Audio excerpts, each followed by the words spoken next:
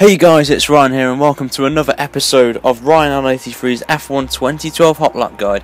And this week we're in the Bahrain International Circuit in Jenson Button's McLaren Mercedes car, and we're going to start the Hotlap. So we're coming towards the final corner, and this corner you need a very good exit if you want a really good time around here.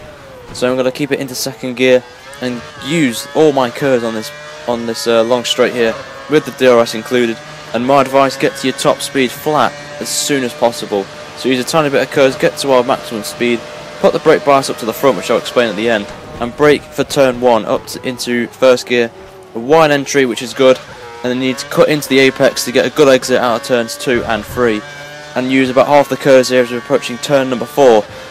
So we're trying to get close to the side as possible, and then brake into second gear, hitting just near the apex of 4.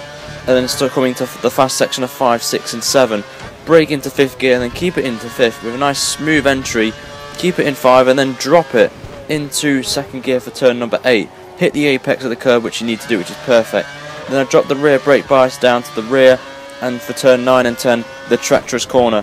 Drop it into first gear, hit the apex of 10, drop it into second to get our car stable and not lose any wheel spin and rear tyre degradation.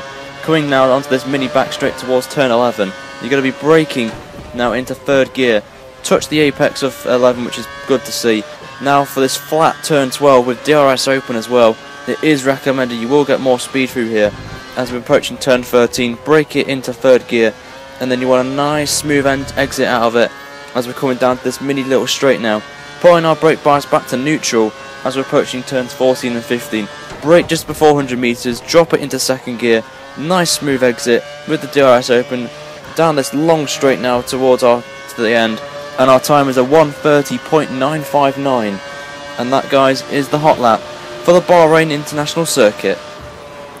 And I just want to say, guys, thank you guys for the response for the series so far. It's good to see. We keep doing these every week for you guys, as you guys are enjoying it. And another thing I just want to say as well, I'm using a Xbox 360 controller, as many people are asking what I'm using with the wheel, and as you can see there, I'm using no assist as well.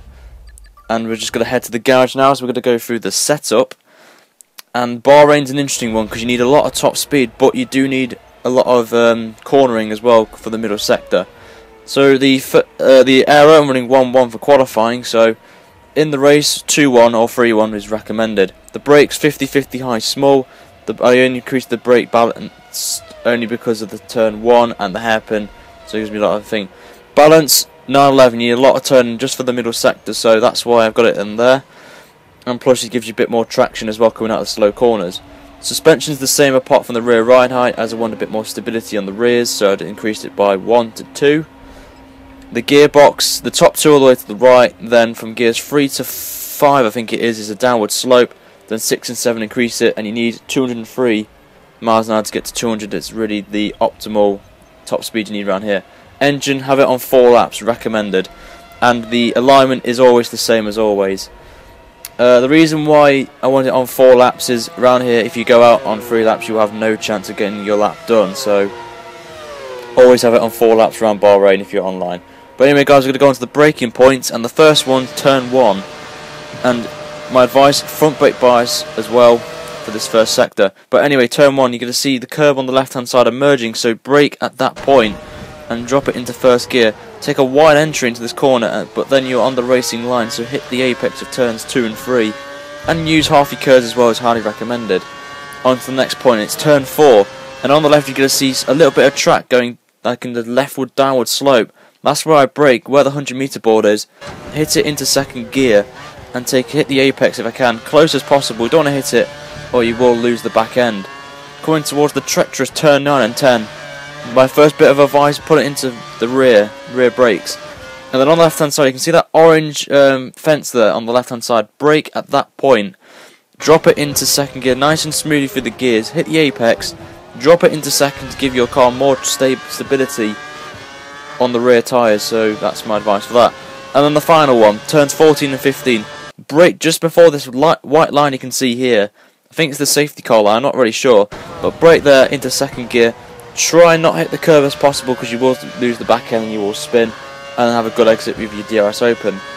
But anyway, guys, that is the end for this episode of the Hot Lap Guide.